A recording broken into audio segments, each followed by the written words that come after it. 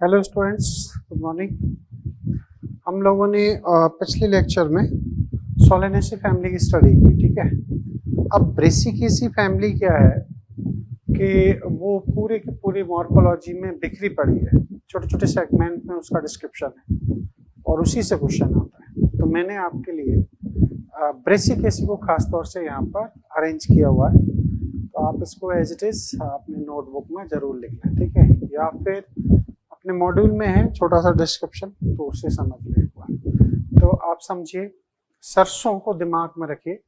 वितरण कहाँ होगा? ट्रॉपिकल सब ट्रॉपिकल एरिया, यानी कि उष्णकटिबंधीय और उप उष्णकटिबंधीय स्थानों पर ये पाए जाएंगे। स्वभाव में शाखीय पौधे होंगे, एक वर्षीय होंगे, ज्यादातर झाड़ी होंगे।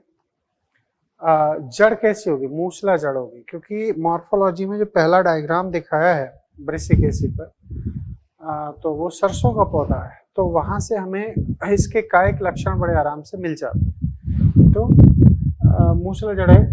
मूली का डिस्क्रिप्शन एनसीईआरटी ने दिया है, तो मूली की बात की जाएगी। मूली एक टैप रूट है और जो भोजन संग्रह का काम करती है। तना शाखीय, हरा, ठोस हो सकता है, संघनित होगा। आपने पत्ता गोभी को देखा है ध्यान से, तो ये रोजेट फॉर्म पाया जाता है। कैसा फॉर्म? रोजेट। आप यहाँ पर एक शब्द रोजेट भी लिख सकते हैं। संघनित क्यों? क्योंकि ये तना नोड इंटरनोड संघनित होते हैं, तभी पत्ता गोभी ऐसे बनती है। याद है आपने उसमें जिब्रेलिन हार्मोन में भी इसका जिक्र किया गया है। तो पत्ता गोभी का जो तना है वो संघनित होता है ना, रोजेट फॉर्म होता है। अच्छा, अब आ जाते हैं पत्ती पर। सरल होती है, कभी कभी संयुक्त मिल सकती है। पत्ता गोभी में सबसे बड़ी लीफ बड पाई जाती है। जो हम पत्ता गोभी में खाते हैं वो एक्चुअली एक लीफ बड मानी जाती है। अनओपन लीव्स होते हैं, बिना खुली हुई, ठीक है, लीफ बड होती है। जाल का बस सिरा विन्यास होता है। पत्ता गोभी को एक बार ध्यान से देखा जा सकता है। आप पुष्पी लक्षण, रेसिमोस, रेसिम, कोरियम। अब एक और चीज, और फूल गोभी में जो चीज हम खाते हैं, फूल गोभी का पुष्पक्रम खाया जाता है। तो कह सकते हैं फूल गोभी में पुष्पक्रम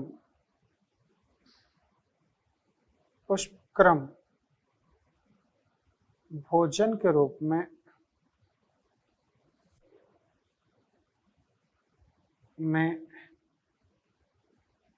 उपयोग, ठीक है, भोजन के रूप में ये उपयोग होता है। क्लियर? अब आ जाते हैं पुष्प की बारी। तो त्रिज्या समिति होगा, अधोजायांगी होगा, है ना, क्योंकि ओवरी इसमें सुपीरियर होती है। चतुर्थई है, ये इसमें 4-4 की सिमेट्री पाई जाती है। वृंती होंगे, है ना। कैलिक्स कैसे हैं? सेपल 4, 4 हैं। आप सरसों के फूल को थोड़ा सा देखने की कोशिश करें, तो सेपल 4 हैं, खुले रहते हैं, है ना, क्रॉसेट फॉर्म में होता है ऐसे, इसलिए हम इसे क्रूसीफेरी नाम भी देते हैं। इस फैमिली को हम क्या नाम देते हैं? और क्रूसीफेरी कुल भी कहा जाता है। अब कोरोला की बात करते हैं। पेटल 4 हैं, अंदर हैं, ये पीले रंग के होते हैं सरसों में। मूली में व्हाइट कलर के होते हैं। पॉलीपेटेलस कंडीशन होती है, तो सब खुले रहते हैं। वॉल्वेट एस्टिवेशन इसमें होगा, लेकिन उसमें एम्ब्रिकेट होता है ना। एनसीईआरटी के अकॉर्डिंग अगर उस फ्लोरल डायग्राम को हम देखें तो वहां पर एम्ब्रिकेट सेपल में और पेटल के अंदर हमें वॉल्वेट एस्टिवेशन नजर आता है। एंड्रोशियम की संख्या 6 है। ध्यान रहे, इसने अपनी टेट्राडिडाइनमस कंडीशन को बनाए रखने के लिए ऐसा किया है, क्योंकि अगर इसके 6 स्टेमेन की लेंथ एक जैसी होती तो ये ट्राइमेरस फ्लावर में चला जाता और फिर ये मोनोकॉट का करेक्टर हो जाता। क्यों? क्योंकि टेट्रामेरस और pentamerous is a unique character of dicot plant, while the trimerous flower found in monocot। त्रितयी पुष्प एक बीजपत्री पौधों में पाए जाते हैं, जबकि चतुर्थयी और पंचतयी पुष्प विशिष्ट रूप से आपके पाए जाते हैं डाइकॉट, ठीक है। तो ये बात हो गई। एंड्रोसियम में बात करें तो ये टेट्राडिडाइनमस कंडीशन है, 4 बड़े हैं, 2 चतुर्दीर्घी अवस्था, अपन टर्मिनोलॉजी में सब कुछ पढ़ चुके हैं। डाइथिकस है, 2 पालियां पाई जाएंगी, इंट्रोज होगा, अंदर की तरफ मुंह होगी, और गायनोशियम है द्विअंडपी, बाइकार्पलरी है, और युक्तांडपी जुड़ी हुई है, ऊर्ध्ववर्ती मतलब सुपीरियर है। रेप्लम होने पर जो सरसों है उसमें द्विकक्षीय अवस्था आ जाती है, अन्यथा ये एकल कक्षीय अवस्था को दर्शाते हैं। ठीक है, पैराइटल इसमें प्लासेंटेशन माना जाता है। अब आते हैं इसके फल। इसके फल बड़े खास हैं, आपसे पूछे जा सकते हैं। फल है सिलिकुआ या सिलिकुला। ठीक है, क्या ये फ्रूट्स, फल सिलिकुआ या फिर सिलिकुला, सिलिकुला। देखो ये आपसे पूछा जा सकता है ना, एनसीईआरटी में नहीं है। अब जो बीज हैं इसके वो कैसे, तो इसके बीज हैं नॉन एंडोस्पर्मिक, नॉन एंडोस्पर्मिक। ठीक है, अभ्रूणपोषी, अभ्रूणपोषी, क्लियर, अभ्रूणपोषी पुष्प है, नॉन एंडोस्पर्मिक। ठीक है, अब इसका फ्लोरल फॉर्मूला देख लेते हैं। फ्लोरल फॉर्मूला, ठीक है, कैसा है, एक्टिनोमॉर्फिक है, बाइसेक्सुअल है, हाँ द्विलिंगी। पुष्प कैसे होते हैं, द्विलिंगी होते हैं, द्विलिंगी याद रखना है ना, बाइसेक्सुअल। अब के इसके कैसे हैं, 4, K2 + 2, K2 + 2 मीन्स 4, दो अलग अलग होते हैं। C4 हैं, एंड्रोशियम 2 + 4 हैं, गाइनोशियम 2 हैं, जुड़े हैं, सुपीरियर है। तो ये हो जाएगा फ्लोरल फॉर्मूला। ठीक है, फ्लोरल डायग्राम आप लोग एनसीईआरटी से लिख लोगे, एनसीईआरटी से जो बना है, जैसा बना है वैसा एज इट इज बना लो। क्लियर। अब हम आपको ले चलते हैं इसके इकोनॉमिक इंपॉर्टेंस में। किसमें, economic importance of family. Clear,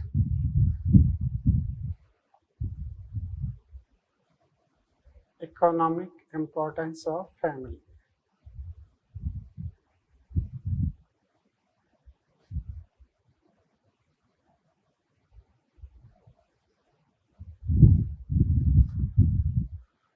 कुल का आर्थिक महत्व, कुल का आर्थिक महत्व है ना, economic importance of family. Clear. अब क्या हुआ कि भोजन कहाँ से मिलेगा, भोजन, भोजन के नाम पर एक तो है सरसों, सरसों, ब्रेसिका कंपेस्ट्रिस, कंपेस्ट्रिस, ठीक है, सरसों बोलते हैं। ऑयल प्राप्ति होती है, खाद्य ऑयल, खाद्य तेल प्राप्ति। क्लियर, ऐसे सरसों हो गई। मूली, मूली का मतलब रेफेनस सटाइवस,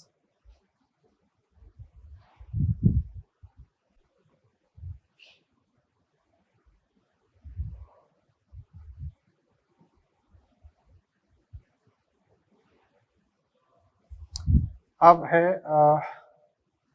पत्ता गोभी। पत्ता गोभी का बॉटनिकल नाम क्या है, ये है ब्रेसिका, ब्रेसिका ओलेरेसिया और कैपिटेटा, और फूल गोभी का होता है प्रोट्राइकस। ब्रेसिका ओलेरेसिया कैपिटेटर, कैपिटेटर है ना, species, genus, species, sub species. अब एक फूल गोभी है ना, फूल गोभी कॉलीफ्लावर बोलते हैं, ब्रेसिका ओलिवेसिया बोट्राइकस, क्या बोट्राइकस। ओके, ये चीजें आपको याद रखनी है ना। इसके बाद में दो और मैं खास बात बताता हूँ। याद करो, आपने पढ़ा होगा जीनोम प्रोजेक्ट, उसमें एक शब्द लिखा है, कुछ ऐसे पौधे हैं जिनके जीनोम प्रोजेक्ट पढ़े जा चुके हैं। तो उसी हिस्से में दो नाम लिखे, एक चावल का लिखा है राइस, और एक लिखा है अराबिडोप्सिस थालियाना। तो अराबिडोप्सिस ऐसा लिखा है, तो वो ब्रेसिकेसी का सदस्य है, तो इसको पूछा जा सकता है आपसे। तो क्या अरेबिडोप्सिस पर क्वेश्चन कैसे बन सकता है? चूंकि वो ब्रेसिकेसी का सदस्य है तो हमारे काम आ सकता है। ऐसे चीजों को ढूंढना पड़ता है ना, कैसे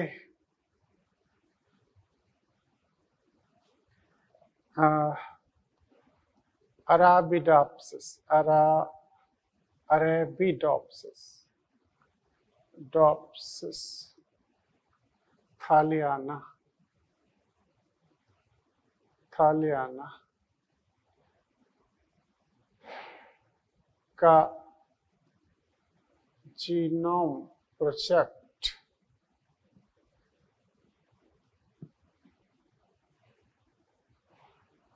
पूर्ण अध्ययन हो चुका है, अध्ययन हो चुका है, क्लियर हो चुका है। कहा जाता है कि इसकी पुष्प की डेवलपमेंट 26,000 जीन के द्वारा कंट्रोल होती है। तो कह सकते हैं इसमें पुष्प निर्माण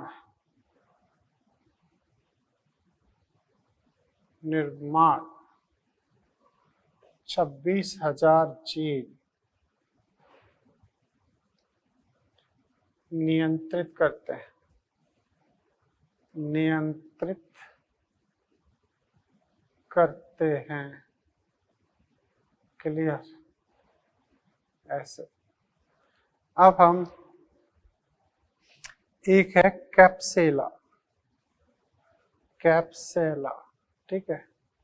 तो कैप्सेला किस में यूज होता है? तो कैप्सेला का उपयोग होता है एक्चुअली एम्ब्रियोलॉजी अध्ययन में। कैप्सेला में ही आवृतबीजी पौधों का, आवृतबीजी पौधों का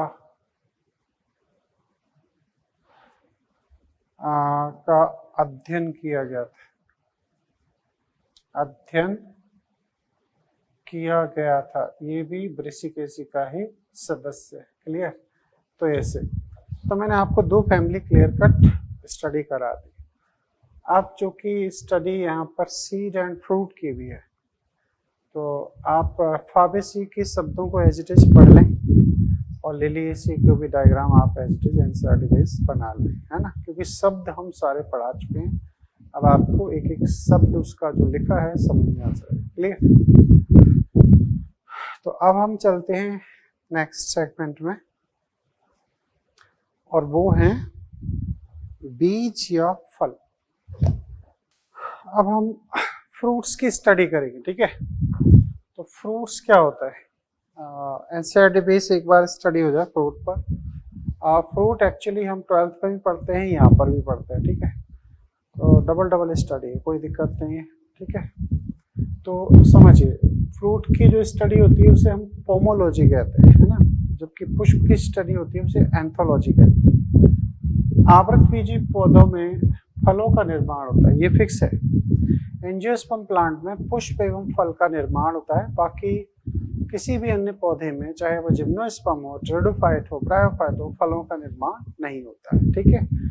देखो, फलों का निर्माण, यहाँ जो सप्त फल होते हैं उनका निर्माण होता है अंडाशय भित्ति से। तो आवृत बीजी, यहाँ पर बीजांड अंडाशय भित्ति से कवर्ड रहता है, तो अंडाशय भित्ति जो होती है तो वो फल भित्ति में बदल जाती है, और जो अंदर का जो बीजांड है वो बीज में बदल जाता है। क्लियर? तो कहने का मतलब ये हुआ कि जो बीज वितरण में, अच्छा फल का काम एंजियोस्पर्म में क्या है? बीज वितरण। कहा जाता है कि जिम्नोस्पर्म अगर दुनिया से गायब हुए थे तो उनका मेन काम यही था, या मेन रीजन यही था, वजह यही थी कि उन्होंने बीज तो बनाए थे और बहुत ज्यादा मात्रा में बनाए थे, लेकिन उनके बीज वितरण की प्रक्रिया पर कोई ध्यान नहीं दिया। इसीलिए यहाँ पर एक कंसेप्ट है कि जिम्नोस्पर्म जो प्लांट होते हैं वो एक ही जगह पर एक ही प्रकार की प्रजाति के घने जंगल बनाते हैं। ठीक, क्यों? क्योंकि उनके सीड वहीं गिरते रहते हैं और वहीं प्लांटेशन होती है। लेकिन एंजियोस्पर्म पूरी पृथ्वी पर डिस्ट्रीब्यूटेड हैं। वजह है कि इनमें फल में 3 चीजें होती है। एक कलर होता है, एरोमा खुशबू होती है, और दूसरा खाने योग्य टेस्टी फूड होता है। इन तीनों वजह से जंतु आकर्षित होते हैं, और जंतु अपने साथ इनके फल ले जाते हैं तो साथ में बीज भी ले जाते हैं, और फिर बीजों को अपने जो आवास है उनके आसपास बिखेर देते हैं, फेंक देते हैं। तो अल्टीमेटली ये प्लांट का जो डिस्ट्रीब्यूशन है वो पृथ्वी पर संभव होता है। ठीक है, तो इसलिए बीज वितरण में करते हैं। तो निषेचन के पश्चात बीजांड बीज में तथा अंडाशय भित्ति फल भित्ति में बदल जाती है। अब ये फल भित्ति 2 कंडीशन हो सकती है, या तो मांसल या शुष्क।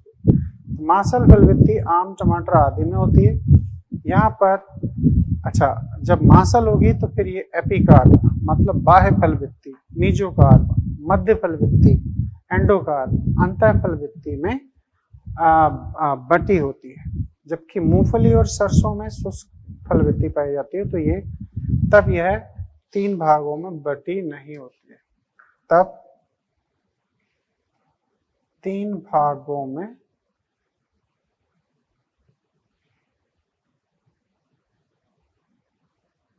नहीं बटती है। याद रखना इसको। क्लियर? अब हमने सत्य फल की स्टार्टिंग की है। तो सत्य फल का मतलब होता है कि when fruits are develop from ovary wall then they called true fruits. जब अंडाशय भित्ति ही निषेचन के बाद फल भित्ति में बदल जाती है तब इसे सत्य फल कहते हैं। आम, टमाटर, अमरूद, धतूरा आदि बहुत सारे फल सत्य फल हैं। इसमें हमने आम, ये एक ड्रू फ्रूट है। क्या है? Drew fruit. ड्रू फ्रूट, ठीक है। अस्थिल फल। अच्छा, इसमें आप क्या देख रहे हो? ये बीज है और ये फल है। एपिकार्प, मीजोकार्प, एंडोकार्प, तीनों को मिलाकर पेरिकार्प, है ना, परिचर्म बोलते हैं इसको। अच्छा, टेस्टा, टेगमेन, एम्ब्रियो, उसका जो कॉटिलिडन है वो, तो ये सब मैंगो का फ्रूट है। ठीक है, मैंगो फ्रूट कह सकते हो।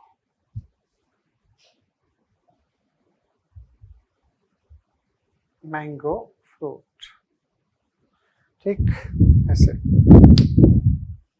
अब यहाँ पर कुछ और महत्वपूर्ण बातें हो जाएं।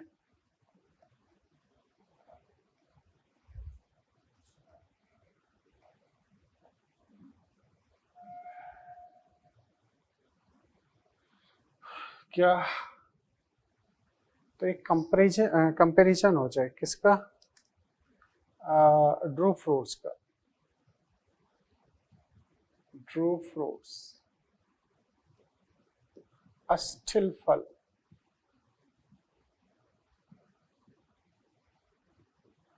इन फलों में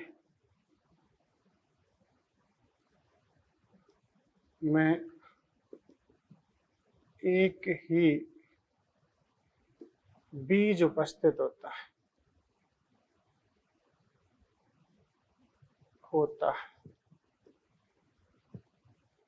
ठीक है, और सिनकार्पस सुपीरियर ओवरी से विकसित होता है। क्लियर? ऐसे। अब यहां पर याद रखना कि नारियल में मध्य फल वृत्ति आर्थिक महत्व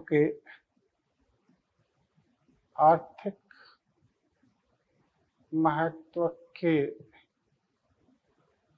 रेशे प्रदान करता है। ठीक करता है। अच्छा, जबकि आम में मध्य फल वृत्ति खाने योग्य होती योग्य है। अब यहाँ अक्सर एक क्वेश्चन बनता है, क्या नारियल में फिर खाने योग्य क्या है? तो लिख लेना, नारियल में खाने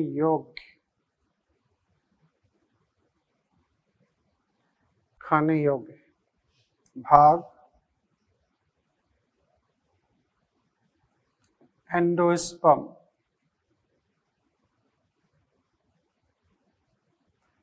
भ्रूणपोष होता है।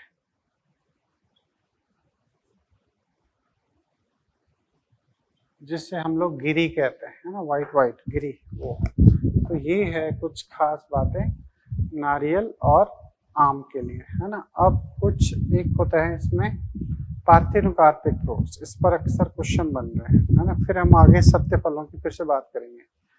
तो पार्थिनोकार्पिक फ्रूट किसे कहते हैं? Parthenocarpic fruits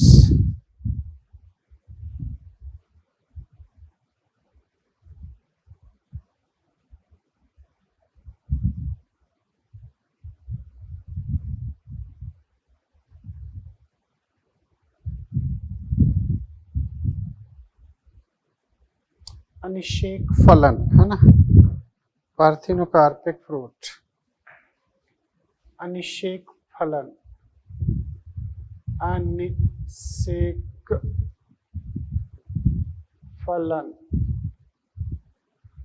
parthenocarpic fruit कार्पिक fruit. ठीक, कहते हैं जब निषेचन के बिना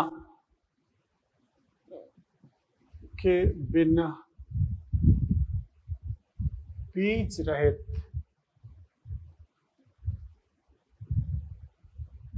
फलों का निर्माण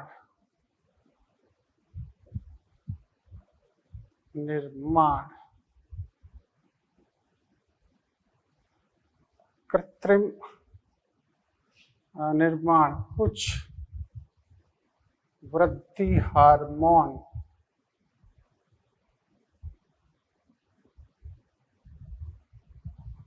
ऑक्सिन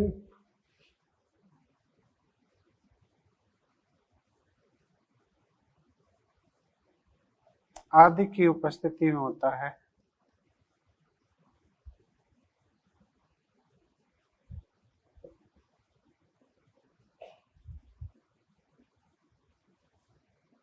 तब पार्थिनोकार्पिक फल कहलाते हैं, है ना। जैसे केला, ठीक, उसके बाद में केला, अंगूर छोटे वाले, पपीता भी होता है ना। अच्छा जी, आपने ऑक्सिन हार्मोन पढ़ा हो तो वहाँ टमाटर के अंदर पार्थिनोकार्पी बनाई गई थी ऑक्सिन के उपयोग से, है ना। अब आप एक बात याद रखना, क्या कि उसमें अनार में खाने योग्य बीज आवरण होता है।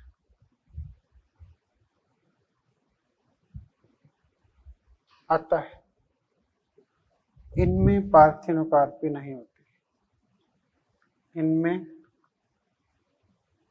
पार्थिनोकार्पी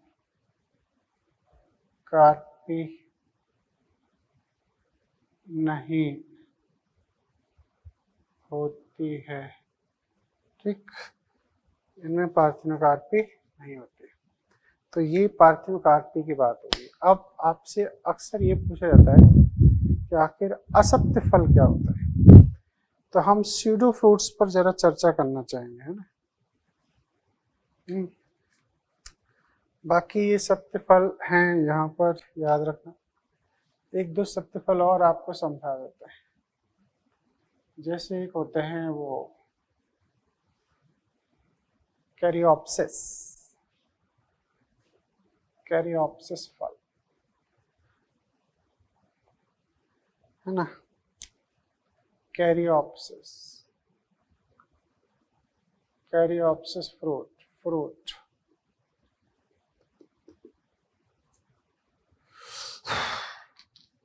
यह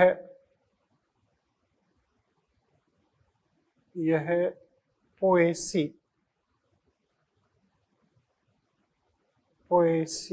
कुल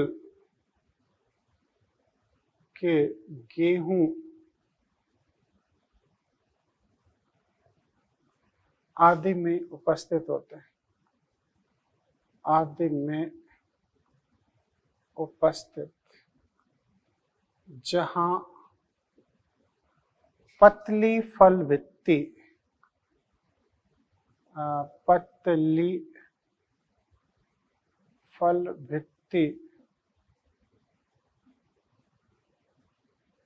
पतली फल भित्ति बीज आवरण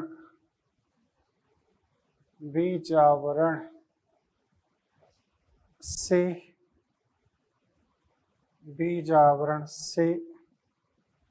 अविभेदित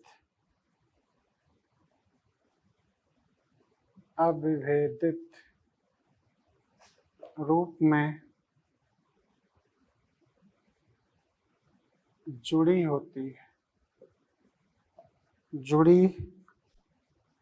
होती है, अतः इन्हें कैरियोप्सिस कहते हैं। कैरियोप्सिस कहा जाता है।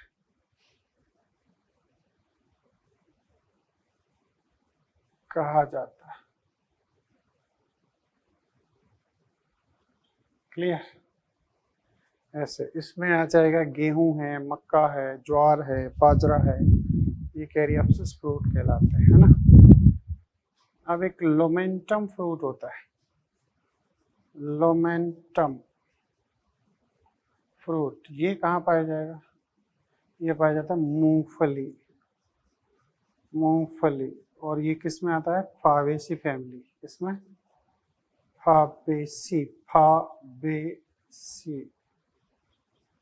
फैमिली में ये आता है। Clear, lomentum. और कौन,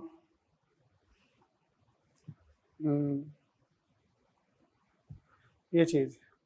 अब हम आपको बताते हैं, वैसे तो बहुत सारे फ्रूट होते हैं ट्रू फ्रूट, लेकिन चूंकि एनसीईआरटी में डिस्क्रिप्शन है नहीं, जैसे आपका पीपो होते हैं, पीपो कुकुरबुटेसी में होते हैं, लौकी, तुरई, खीरा, ककड़ी, ये पीपो है। जैसे हेस्पेरिडियम होता है संतरे में, नींबू में, मौसमी में, हेस्पेरिडियम, यहाँ इनके जो रेसे होते हैं वो खाए जाते हैं। जैसे एक होता है लोमेंटम हो गया, है ना। एक होता है जैसे आपके कैप्सूल होता है, तो कैप्सूल भिंडी में भी पाया जाता है, कैप्सूल धतूरे में पाया जाता है, मिर्च में पाया जाता है। उसके बाद में आपके वो ब्लास्टा एक ही जगह पाया जाता है, वो है अनार के फल को हम ब्लास्टा कहते हैं। एक रेगमा होता है, रेगमा अरंडी में पाया जाता है। तो ऐसे कई प्रकार के फल हैं। अब हम चलते हैं असत्य फल। ये आपसे पूछे जाते हैं कि असत्य और सत्य फल है। तो असत्य फल क्या है? असत्य फल वो है कि जब अंडाशय भित्ति के अतिरिक्त फल कहीं से भी बन जाए तो वो कहलाएंगे असत्य फल, है ना। अंडाशय भित्ति के अतिरिक्त, अंडाशय भित्ति के अतिरिक्त कहीं से भी निर्मित हो जाए तो स्यूडोफ्रूट्स, असत्य फल, असत्य फल, स्यूडोफ्रूट्स।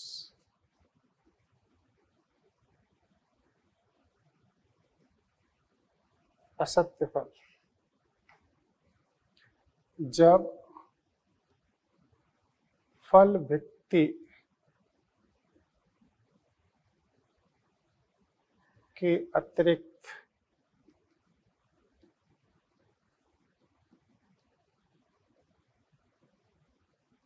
फलों का निर्माण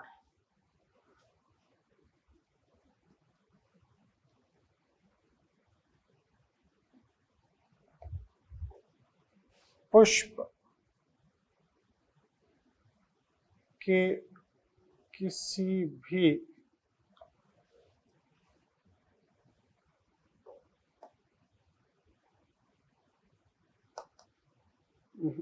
अंडाशय भित्ति,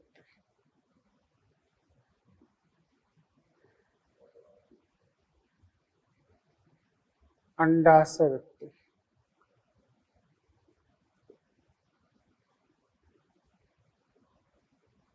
के अतिरिक्त फलों का निर्माण पुष्प के किसी अंग अथवा पुष्प क्रम आदि से होता है, पुष्प क्रम से होता है,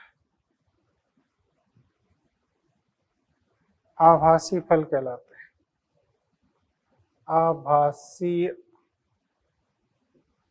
फल कहलाते हैं। ठीक, अच्छा, जैसे आपके ये हैं, सबसे ज्यादा पूछे जाते हैं आपसे सेव, नाशपाती, ठीक है। तो थैलामस से विकसित फल, थैलेमस से विकसित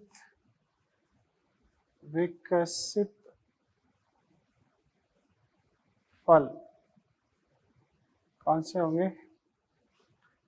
सेव, नाशपाती, नाशपाती, ठीक। उसके बाद में ये एक होता है लीची, लीची में जो होता है वो तृतीयक अध्यावरण विकसित होता है, एरिल, तृतीयक अध्यावरण, अध्यावरण, तो वो कौन है? लीची में खाने योग्य भाग, क्लियर। अब एक होते हैं सोरोसिस और दूसरे होते हैं साइकनस, सोरोसिस एंड साइकनस। एग्रीगेट फ्रूट, पुंज फल, है ना। सोरोसिस फ्रूट,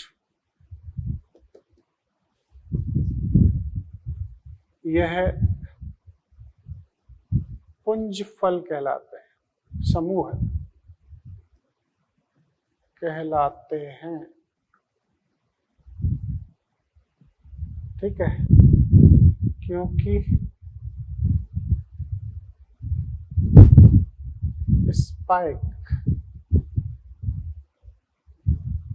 स्पाइक और आपका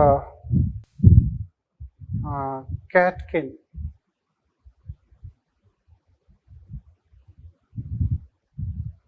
पुष्पक्रम फलों में बदलते हैं, बदलते हैं, ठीक। जैसे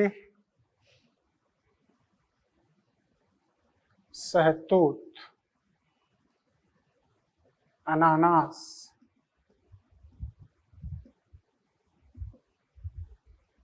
अनानास आदि।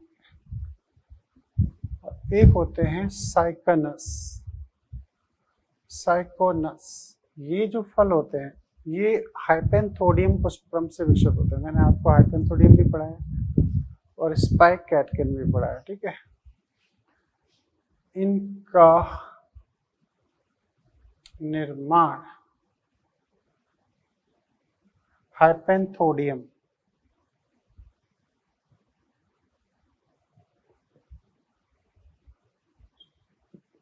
पुष्पक्रम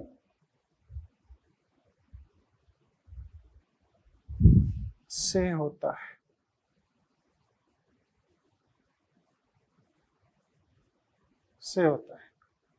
उदाहरण कटहल, ठीक, और फिग फ्रूट ये काम का है। अंजीर का फल, अंजीर, फिग फ्रूट, ठीक। और दूसरा होता है इसमें पीपल बरगद। हो ये कटहल यहाँ नहीं आएगा, कटहल इसमें आएगा, कटहल। अच्छा यहाँ होगा बरगद, बरगद है ना, अंजीर, पीपल, ये हाइपेंथोडियम। अंजीर, बरगद, पीपल, हाइपेंथोडियम, ऐसे गोल गोल। और ये सहतूत, अनानार, कटहल, ये तो इन सबको आपको याद रखना है, ठीक है जी। तो ये असत्य फल, सत्य फल अक्सर पूछे जाते हैं, है ना। तो ये फ्रूट्स की कहानी है, क्लियर। बीज हम लोग समझेंगे।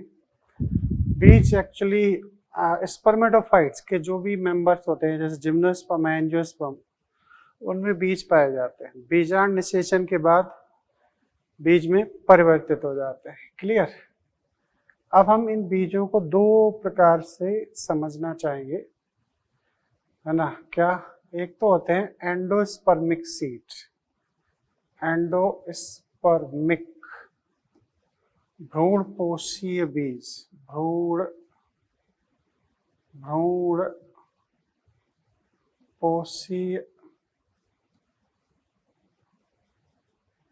बीज, ठीक है, एंडोस्पर्मिक सीड। तो एंडोस्पर्मिक सीड का मतलब होगा कि जब बीज में जो पोषक तत्व हैं वो अगर एंडोस्पर्म के फॉर्म में होंगे तब वो एंडोस्पर्मिक सीड कहलाएंगे। मैं यहाँ पर एक बड़ी ही जनरल भाषा में चीज समझा देता हूँ। अगर बीज को हम तोड़ते हैं, अगर वो दो भागों में बट जाता है तो वो नॉन एंडोस्पर्मिक बीज कहलाएगा, ठीक है। और अगर समान दो भागों में नहीं बटता है तो वो एंडोस्पर्मिक सीड कहलाएगा। ये एक जनरल स्टडी है, ठीक है। एंडोस्पर्म नॉन एंडोस्पर्म का ये कंसेप्ट नहीं है कि डाइकॉट में ये होगा और मोनोकॉट में ये होगा। डाइकॉट में दोनों हो सकते हैं। जैसे अपन फाबेसी फैमिली लेते हैं तो वहां नॉन एंडोस्पर्मिक है, जबकि सोलेनेसी में एंडोस्पर्मिक सीड है, क्लियर। तो ये, लेकिन मोस्टली जो मोनोकॉट प्लांट होते हैं उनमें एंडोस्पर्मिक सीड होते हैं। उनका जो रिजर्व फूड है वो एंडोस्पर्म के रूप में पाया जाता है। लेकिन जो डाइकॉट होते हैं नॉर्मली अगर हम उनको तोड़ें, बड़े साइज के हैं, तो उनका बीज जो पोषक तत्व है वो बीज पत्र में स्थित हो जाते हैं, है ना। तो फिर बीज पत्र बड़े साइज में आ जाते हैं। जैसे मूंगफली है, मूंगफली जब तोड़ते हैं तो वो दो भागों में बटती है, तो वो बीज पत्र होता है। और बीज पत्र एक्चुअली कॉटिलिडन, यानी कि जब भोजन भ्रूण के बीज पत्र में आ जाता है तो फिर एंडोस्पर्म के रूप में भोजन अब उस बीज में नहीं है, तो इसलिए हम कहते हैं अभ्रूणपोषी या नॉन एंडोस्पर्मिक, वही चीज है। तो एंडोस्पर्मिक का मतलब क्या होगा? जब बीज के पोषक तत्व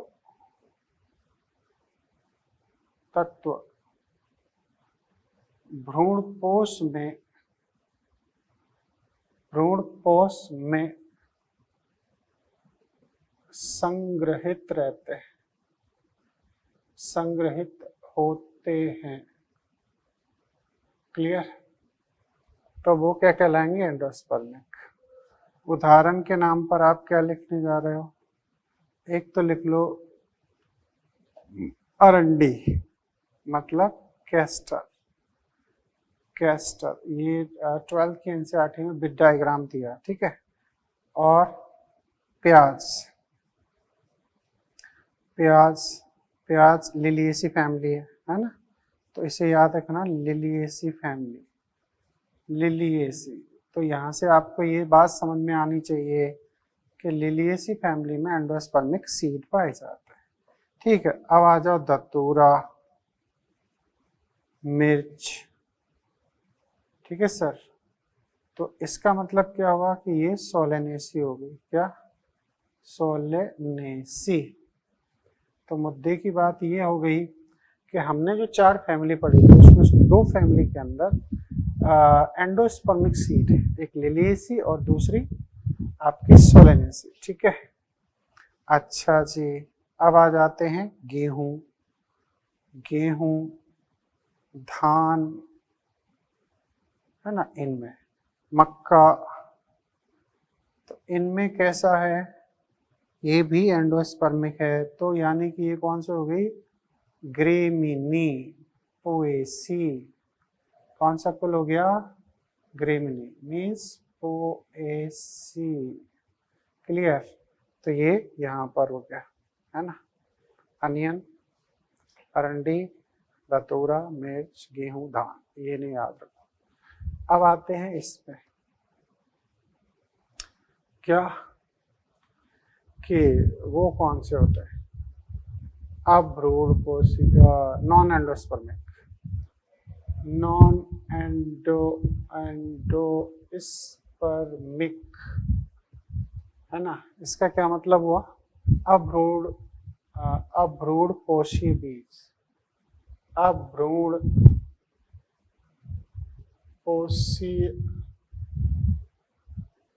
बीज। क्लियर? अभ्रूणपोषी बीज कह सकते हैं कि जब भ्रूणपोष का पोषक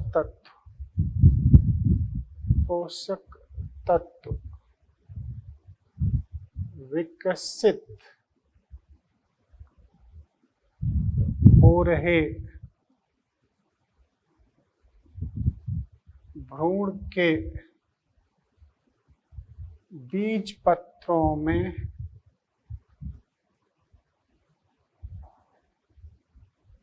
संग्रहित हो जाता है, होता है। ठीक है, तब अभ्रूणपोषी बीज कहा जाता है। पोषी बीज होता है। ठीक है, अब आ जाते हैं उदाहरण। अधिकांश डाइकॉट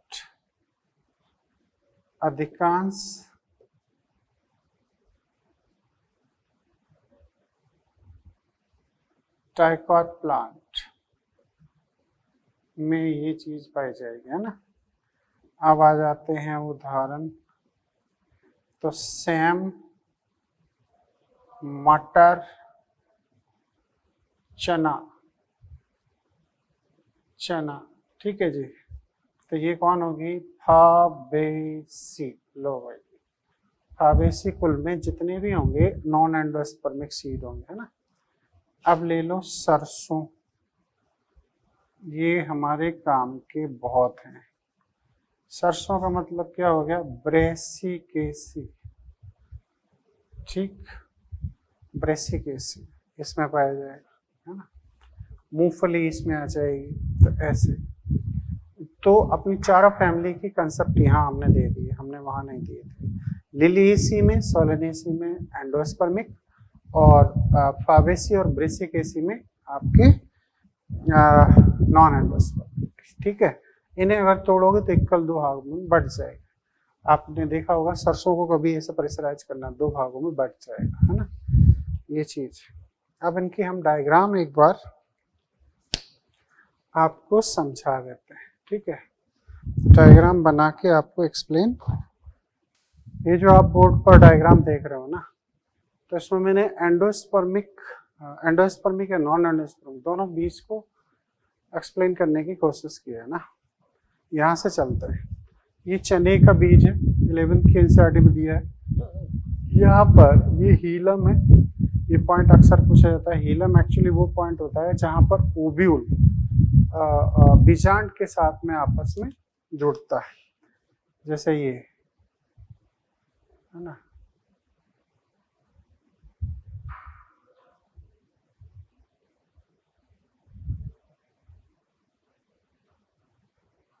ये जो पॉइंट है ये कहलाता है हीलम, है ना। तो ये हीलम, ये पोर है, तो इसमें क्यों शिफ्ट हो जाता है, इसमें इसलिए शिफ्ट हो जाता है क्योंकि बीजांड मैच्योर होने के बाद में बीज में बदलता है, और बीज के ऊपर एक कठोर आवरण टेस्टा बनता है। सारे टेस्टा में वो हार्डनेस होती है, उसमें पोर्स नहीं होते। इसीलिए टेस्टा के अंदर जितना भी एंडोस्पर्म है या एम्ब्रियो है, उसे न्यूट्रिशन और वाटर की सप्लाई देने के लिए एक जो हीलम की पोजीशन है वो माइक्रोपाइलर पोर में हो जाती है। उसी को हम सीड पोर कहते हैं, क्योंकि सीड जिंदा है तो उसे हमेशा रेस्पिरेशन की रिक्वायरमेंट रहेगी, है ना, एनारोबिक या एरोबिक। जब वो अंकुरण करता है तो एरोबिक की जरूरत है, तो इसका मतलब है एम्ब्रियो को कंटिन्यूअस मैक्सिमम अमाउंट में ऑक्सीजन की रिक्वायरमेंट होगी, गैसियस एक्सचेंज होगा O2 से O2। तो ये सीड पोर के नाम से भी जाना जाता है। इसके अंदर जो एम्ब्रियो होता है वो कुछ इस तरीके से 2 कॉटिलेडन है। इसे हम ब्लैक कलर का जो देख रहे हो ना, इसे एम्ब्रियोनल एक्सिस कहेंगे। ये है एम्ब्रियोनल एक्सिस, एम्ब्रियोनल एक्सिस, ठीक है, ऐसे। और ये इसके बीज पत्र है, बीज पत्र में भोजन संग्रह है, क्या, reserve food, reserve food in cotyledon, ठीक है। अब चूंकि इसमें एंडोस्पर्म है ही, तो यहाँ कायदे से देखा जाए तो ये मैच्योर एम्ब्रियो आप कह सकते हो। एक चने के विकसित जो बीज होता है उसमें 2 ही चीजें होती है, मैच्योर एम्ब्रियो होता है प्लस सीड का जो आवरण है वो होता है।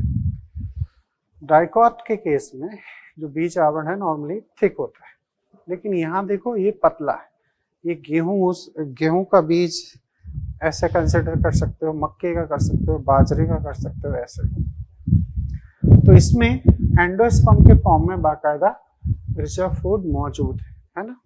और ये एम्ब्रियो है साइड में, लिटरल साइड में। इन दोनों को अलग करने के लिए एक खास लाइन होती है या लेयर होती है जिसे हम एलुरोन लेयर कहते हैं, और ये प्रोटीन का संग्रह करती है। एलुरोन लेयर भी 3N है। इस पर क्वेश्चन बनते हैं, पिछले साल भी बना था।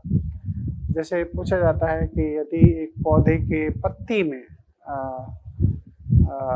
आपके 24 क्रोमोसोम है, तो एलुरोन लेयर में कितने क्रोमोसोम की संख्या होगी। तो एक्चुअली ये 3N है, पत्ती 2N होती है, तो उसमें 36 आंसर बनता है, ठीक है। तो ये इस तरीके का, तो ये क्या कहलाएगा, इसमें फूड किस फॉर्म में है, एंडोस्पर्म, तो एंडोस्पर्मिक सीड कहलाएंगे, है ना। अब इसका जो एम्ब्रियो का डायग्राम है वो एक्चुअली आपके उसमें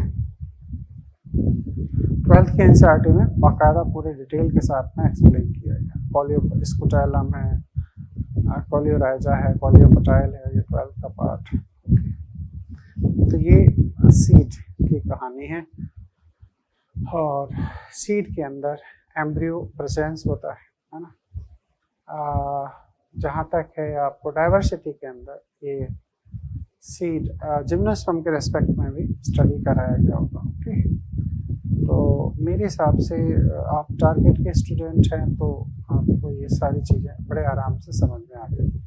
लेकिन ये बेसिक इन्फॉर्मेशन, एक बात और कहना चाहूँगा, 12th की एनसीईआरटी में वहाँ एंडोस्पर्मिक सीड के नाम पर एक अनियन, प्याज का बीज है डायग्राम, वो आप अपनी नोटबुक में बनाएं। वहाँ कैस्टर का है तो वो अपने उसमें डायग्राम में बनाएं।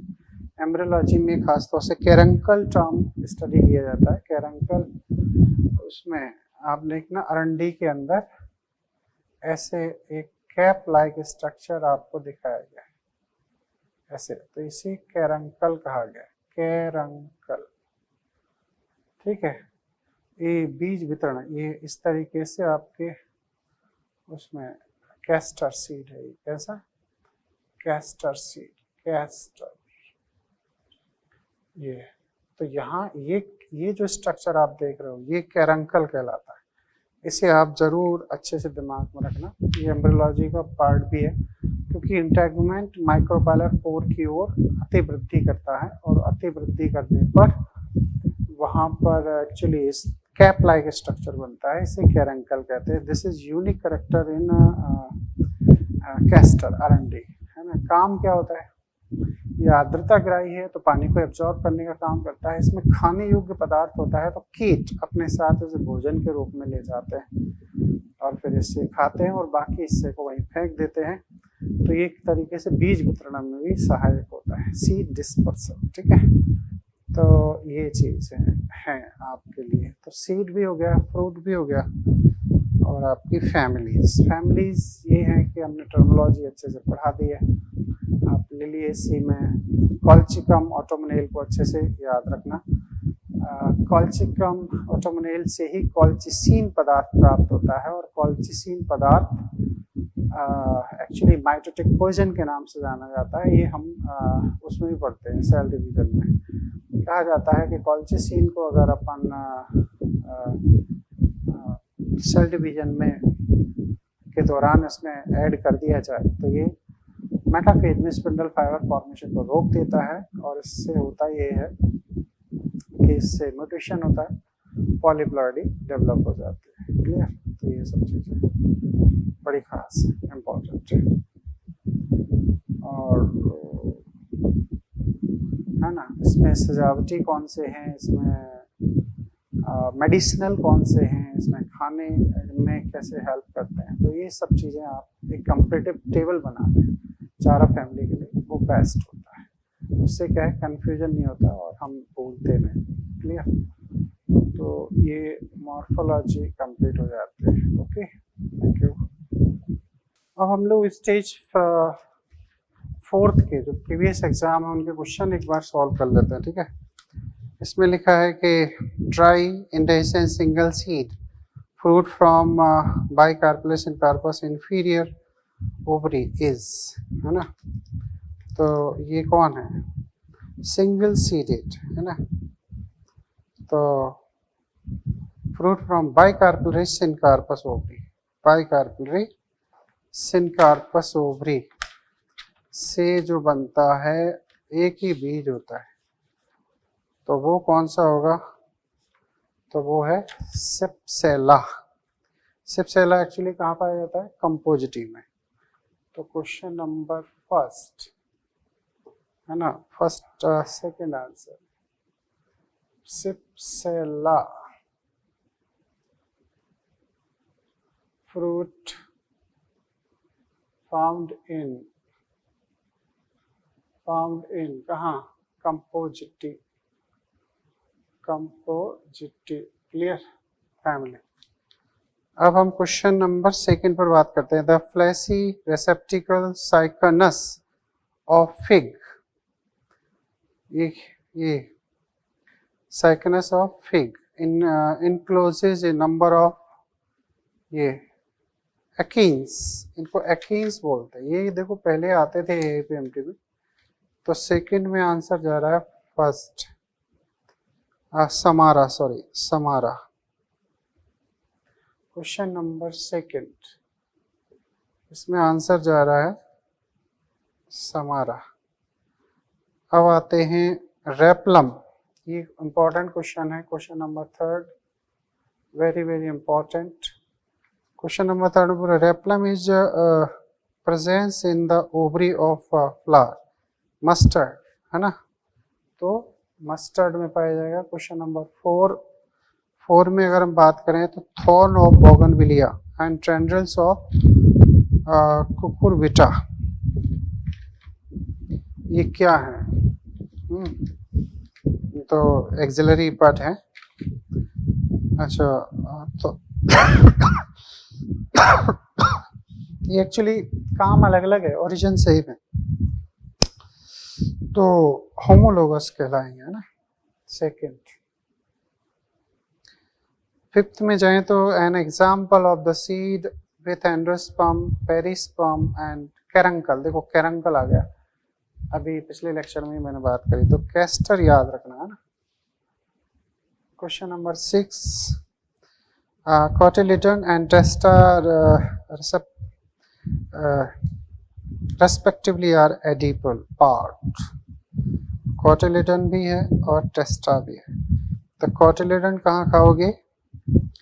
अच्छा, पोमग्रेनेट, अनार में टेस्टा खाते हैं, बीज आवरण, ठीक है। और कोटिलिडन ग्राउंडनट, मूंगफली में, तो इसमें भी, इसमें 3rd आंसर आ रहा है। अब हम चलते हैं आगे। ये क्वेश्चन नंबर 7 है। इसमें आप देखेंगे क्या है, फ्लोरल फार्मूला ये आपको दिया है, ये आपका सोलेनेसी की ओर जा रहा है, ठीक है। क्वेश्चन नंबर 7, तो सोलेनेसी में कौन आता है? ट्यूलिप आता है, वो सॉरी टोबैको, तो tobacco. Question number 8, polygenetic system of classification is based on, है ना, फाइलोजेनेटिक, सॉरी, ये इवोल्यूशन हिस्ट्री को रिप्रेजेंट करता है, तो इवोल्यूशन रिलेशन 3rd क्लियर दिया हुआ। Question number 9, vegetative propagation in mint. Mint के लिए हमेशा याद रखना, याद करो, हमने बात करी थी कि ऐसे क्वेश्चन कहाँ से करोगे, शक्कर, स्टलन, ऐसा जिक्र एनसीईआरटी ने नहीं किया है। 2009 में ये क्वेश्चन आ चुका है, तो याद है CMBP, है ना, CM ने ज़्यादा शक्कर खा ली है तो BP बढ़ गया, तो मिंट था ना उसमें, तो शक्कर। Second, question number 10, an example of axile placentation, lemon, ठीक है, lemon. Question number 11, the scutellum observe a grain wheat और मेज इज कंपेरेबल टू विच, क्योंकि ये कोटिलिडन है ना, कोटिलिडन।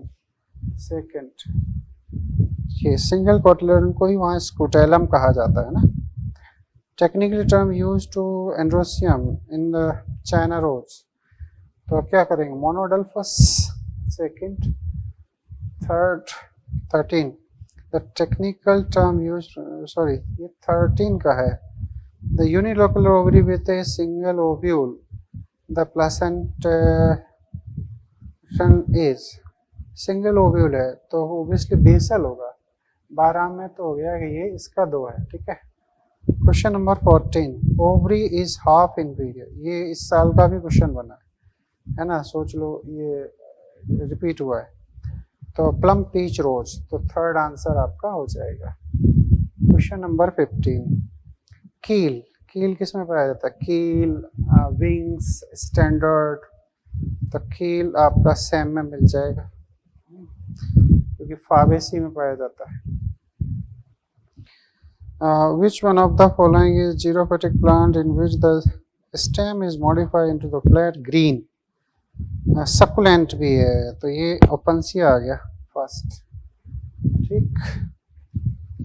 ये बातें हो चुकी हैं। आपके ये क्वेश्चन सॉल्व होने का मतलब है कि आप ठीक पढ़े हैं। Aestivation of petals in the flower cotton, तो ये ट्विस्टेड होगा, 3rd हो जाएगा, है ना, थर्ड नहीं, फोर्थ। Question number 17, answer 4। 18 में क्या होगा? The correct formula of soybean, soybean का मतलब फाबेसी, तो फाबेसी में आप देख लो क्या होगा, 9 प्लस ये एक हमें नजर आ रहा है, वो राइट है, थर्ड 19। ये आ जाएंगे आपको वेजिटेटिव प्रोपगेशन पिस्चिया। आपको बताया जा चुका है which one of the following statement is correct. Seed of orchid have the oil-rich endosperm. Placentation of primrose is basal. Flower or tulip is a modification of shoot. Tomato fruit is capsule. तो ये flower कोई भी हो वो suit का ही modification होगा। तो मेरे हिसाब से 21 सीधे जाए तो उसमें थर्ड आंसर है ना। आइज ये आप बड़े आराम से कर लोगे। करेक्ट फॉर्मूला ऑफ चिली देख लोगे। जाइगोमॉर्फिक एनसीईआरटी बेस्ड है। ट्रू फ्रूट आपका मैंगो हो जाएगा। द ओवरी हाफ इंफीरियर इन, तो प्लम पीच रोज पीच दिया है, ये आंसर आप कर लोगे। Wall phyllotaxy simple leaves and reticuli venation are present in Alstonia. NCERT based 2011 में आया। Sweet potato homologous of, sweet potato actually क्या है, एक जड़ है। तो ये किसका होमोलोगस हो जाएगा, same origin. Potato, colocasia, ginger, turnip, turnip भी जड़ है, ठीक है। बेलामिन इज प्रेजेंस, बेलामिन पर हम बात कर चुके हैं। राइजोफोरा, रस्कस क्लेडोड बात कर चुके हैं। टर्मरिक ये राइजोम है। कैटकिन कहाँ पाया जाएगा, हमने ये स्पेशल में आपको बता दिए, मलबेरी में, ठीक है जी। ऑलमोस्ट फ्लैट, तो वो कैपिटुलम हो जाएगा ऐसा, कैप, ये भी अपन बात कर चुके हैं। एपिगैनस फ्लावरा प्रेसेंसिन बड़े आराम से कर लोगे। कहाँ, कुकुम्बर डायग्राम समेत बताया मैंने। Small dry one-seeded fruit with pericarp fused with seed coat, तो ये कैरियोप्सिस अभी फ्रूट में बताया था मैंने। स्पेथ कहाँ पाया जाएगा, बनाना, स्पेथ इन्फ्लोरेसेंस। डायंथस प्लासेंटेशन क्या होगा, फ्री सेंट्रल 2012। हाफ इंपीरियर ये कई सालों से आ रहा है, इस साल भी आया था हाफ इंपीरियर, है ना। तो पीच फिर आ गया, कील फिर वही हो गया। पॉलीएडेल्फस कंडीशन कहाँ होगी, पॉलीएडेल्फस आपको मिलती है लेमन में, सिट्रस है ना। Replum, Brassicaceae, coffee quinine is obtain from, ये रूपी पोएसी है शायद इसमें, ये बहुत पहले आरपीएमटी में आया था, तो 43 में 3 रूबी एसी। इसे याद करना होगा, 43 अच्छे से याद कर लेना, आउट ऑफ एनसीईआरटी है, आगे कभी नहीं आएगा ये, है ना। कॉफी और कुनैन। Which of the following include largest number of genera of species, तो ये एस्टरेसी सबसे एडवांस मानी गई है। 44 में जहाँ तक है आंसर एस्टरेसी है, देख लो, ठीक है, इसे एडवांस में माना गया। फ्लावर आर जाइगोमॉर्फिक इन, ये लिली, रेडिश नहीं, mustard, candytuft. Placentation tomato lemon आप कर लोगे। Vexillary division characters of family, vexillary किसका, फाबेसी का यूनिक कैरेक्टर है ना। फिलोड, आस्टिनलाकेशिया, ठीक है जी। अब देखो ये पूछ रहा है इन्फ्लोरेसेंस से कौन कौन हुआ, ये क्वेश्चन 49 बहुत अच्छा है, 49 जरा ध्यान से, है ना। How many plants list given below are composite fruit develop from inflorescence, तो इन्फ्लोरेसेंस से एक तो बना था फिग, एक बना है पाइनएप्पल और एक बना है मलबेरी, 3। तो सेकंड इसका सही आंसर है, 49 का आंसर आपका दिया है सेकंड, बिल्कुल सही है ना। तो याद करो इन्फ्लोरेसेंस से कौन बना है, इन्फ्लोरेसेंस, ये मैंने अभी पिछले लेक्चर में ही आपको एक्सप्लेन किया है। तो एक तो हो गया फिग, पाइनएप्पल, ठीक है जी, और फिर कौन, मलबेरी, मलबेरी, क्लियर जी, ऐसे। साइमोस इन्फ्लोरेसेंस इज प्रेजेंस इन आप सोलेनम है ना. Gynoecium consists of many free pistils in Michelia, poly मतलब Apocarpus. How many plant listed below marginal placentation? तो marginal किस में होगा? marginal होगा फाबेसी में. तो देख लो, मस्टर्ड में नहीं, ग्राम चने में होगा, ट्यूलिप में नहीं, एस्पेरेगस में नहीं, अरहर, सनहैम, मूंग, पी, ल्यूपिन. ये 6 दिख रहे हैं मेरे को, तो 6 हैं. तो फॉर 52 में आंसर आपका क्या जा रहा है? 52 में 1, 52 में 6, बिल्कुल सही. 52 राइट आंसर इज 1. ठीक है, ये आप कर लोगे. 53. अच्छा, seed coat is not thin membranous maize. अभी डायग्राम पिछले लेक्चर में एक्सप्लेन किया है कि मोनोकॉट में नॉर्मली मक्का आबादी में थिन होता है. ठीक है, ये 2013 का क्वेश्चन है. तो ये आप तभी कर सकते हो जब फैमिली के बेसिस पर स्टडी करोगे. ठीक है जी. हाइपोगाइनस बिटर गार्ड किस में आएगा? देखो बताते हैं. बिटर गार्ड नहीं, क्योंकि एपिगाइनस है. ये उसका कुकुरबिटेसी का सदस्य है. Mustard yes, brinjal yes, pumpkin no, China rose yes, lupin yes, cucumber no, sunhemp yes, gram yes, guava no, bean yes, chilli yes, plum no. क्योंकि यहाँ पर हाइपोगाइनस की बात करिए, प्लम में पेरिगाइनस हो जाएगा. पेटूनिया, टमाटो, रोज नो, रोज yes. उसके बाद में प्लम पीच रोज, सॉरी ये रोज नहीं, petunia, potato, onion, aloe, tulip yes. तो ये सब गिन लो, वही आंसर होगा. Clear?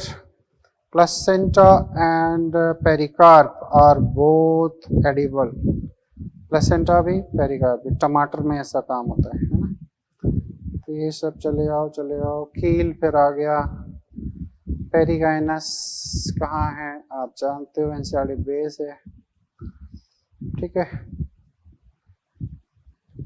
Superior ovary, unisexual flower. Unisexual इसमें कहाँ? कुकुम्बर में रखना पड़ेगा. कुकुरबिटेसी में मेल फीमेल फ्लावर होते, मतलब वहाँ पर जिटोनोगेमी पाई जाती है कुकुम्बर में. Roots play insignificant role in absorption of water and pee. ठीक है. Axial placentation. Which of the following fruit is parthenocarpic? तो बनाना लगा दो. ठीक है. Papilionaceae. Standard petals of Papilionaceae corolla is also called. Carina भी कहते हैं, वीलम भी कहते हैं.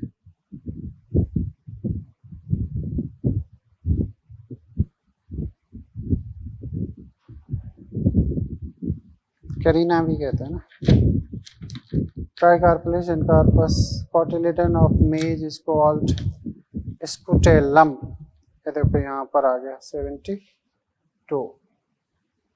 ये स्कुटेलम. थर्ड.